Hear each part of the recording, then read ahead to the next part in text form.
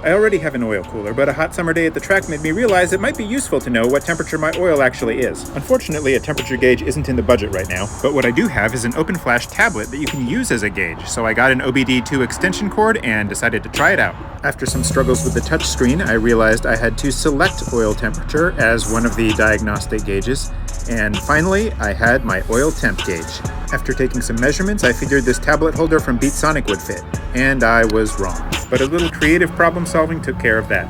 Next, it was time to install the mount, which involved taking off my dashboard trim piece and cutting it up with a Dremel.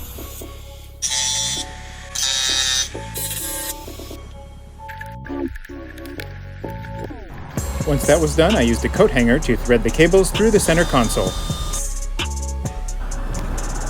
Perfect. After some careful cable arranging to pick up the slack, it was time to replace the trim pieces on the driver's side and then on the passenger side.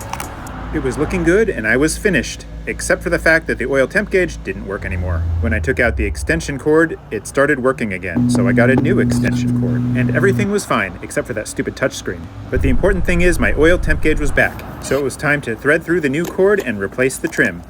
And there you have it. A beautiful oil temp gauge with no fuss at all.